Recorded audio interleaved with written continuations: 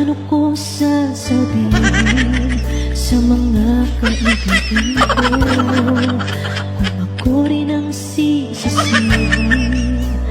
Nabulagan ako na ikaw at ako ay wala na. At ang hirap magpapanggap pa ba ako na ako ay masaya kahit ang totoo ay talagang wala ka na. Diba? Ayun yung tindahan. Hingi ako ng chichirya para kay Reynang Princess. Huli ka! Ah! May tao! Hoy, Diwata! Huwag kang maingay! Niloloko lang kita! Bebang! Tulong! Si Rafaela yun na! Baka napahamak siya! Kailangan ko siyang tulungan! Ops, ops, ops! Diyan ka lang, Bebang! Huwag kang aalis! Reyna Princess! Nasa panganib si Rafaela! Baka kunin siya ng mga tao! Kaya tutulungan ko siya! Hindi pwede! Dapat nga mawalain si Rafaela eh! Para walang agos sa magic wand ko! Ang sama-sama mo, Princess! Gaman ka sa kapangyarihan! Ipagpatuloy mo yung pagbabaypay, Bebang! Kung ayaw mong maging palaka!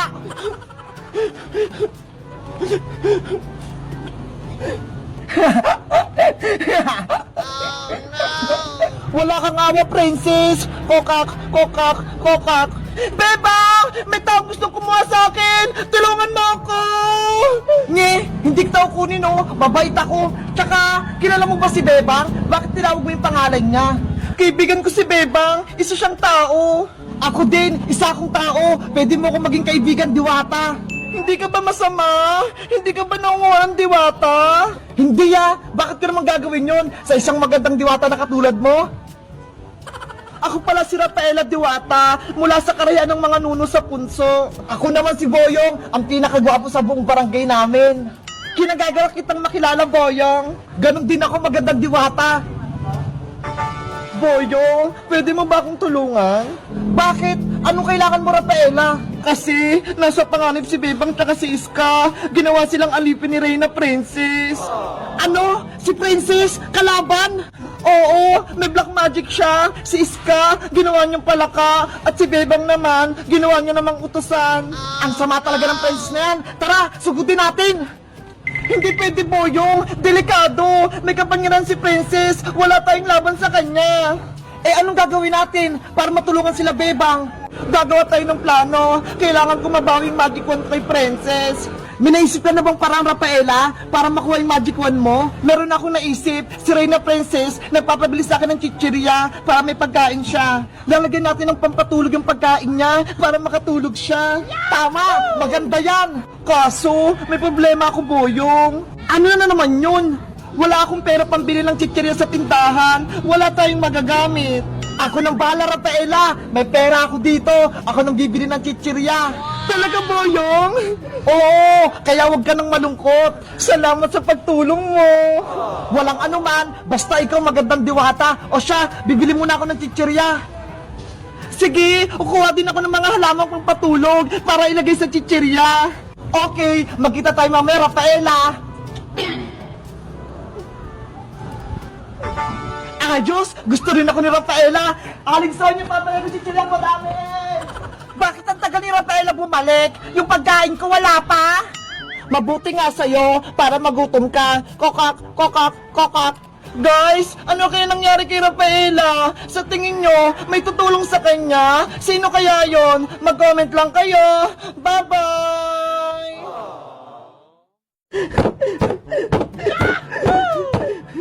Wow! Hindi pumupunta sa ilalim yung martilyo! Ngayon naman, maglalagay ako ng bato. Titignan ko kung lulubog silang lahat. Hala! Nawala silang lahat! Lumubog! Guys, tuturuan ko kayo kung paano gumawa ng oblek. Madali lang to. Panoorin niyo ako, ha? Ang mga kailangan natin sa paggawa ng oblek ay cornstarch, tapos bumili rin ako ng isang jobus, pangpakulay niya. Guys, 1 kilo lang pala yung concert ko. 60 pesos ang kilo. Tapos syempre, kailangan natin ng tubig para makagawa tayo ng oblek. Ang unang step, ibubuhos ang 1 tabong tubig sa planggana.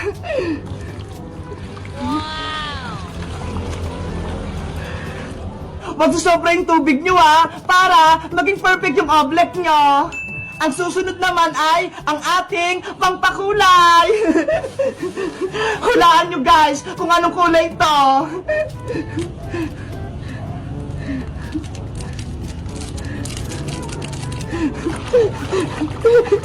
Charan! Kulay orange to! Diba? Ang ganda! Kahapon, kulay pink yung ginawa namin ni Princess. Ngayon, kulay orange naman. At ang huli nating ilalagay ang cornstarch.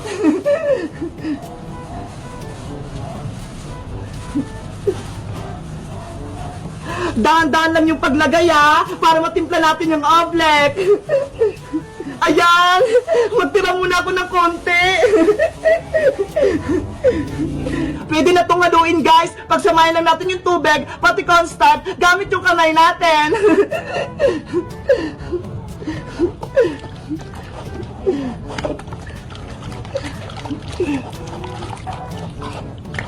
Dapat matunaw lahat ng cornstarch, pati sa ilalim.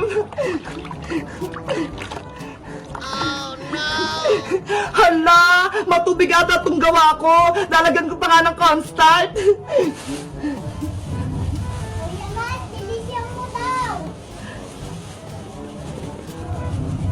Naku! Naubos na itong cornstarch ko! Wala nga akong pambili! Dapat ma-perfect ko to!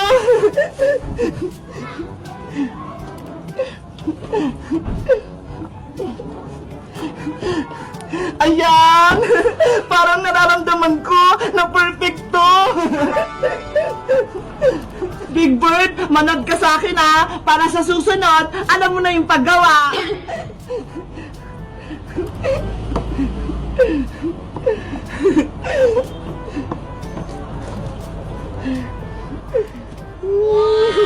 Ang ganda! Guys, kung gusto nyo gumawa ng oblek, magpabili kayo sa mama nyo ng cornstarch. Mura lang naman Maganda kaya gumawa ng oblek. Nakakawala ng stress nito.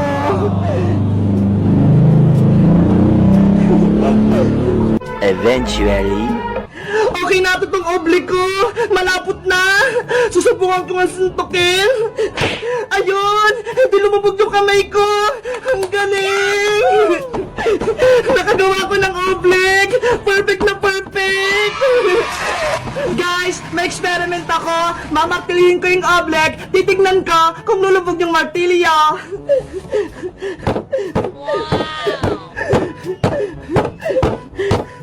Wow! Hindi pumupunta sa ilalim yung martilyo!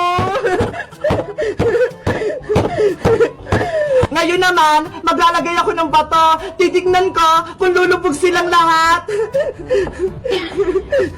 Hala! Nawala silang lahat! Lumubog!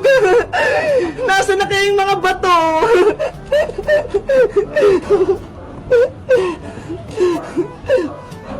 Ito! Guys, ang huling challenge naman, aapakan ko to. Titignan ko kung perfect talaga yung oblek natin. 1, 2, 3, talon! Wow! Hindi ako lumulubog! Ang galing! Perfect yung oblek ko! Hindi talaga lumulubog yung paa ko! Perfect na perfect yung oblek ko! Mabuti na lang! Hindi dumating si Boyong! Hindi niya ako guguluhin!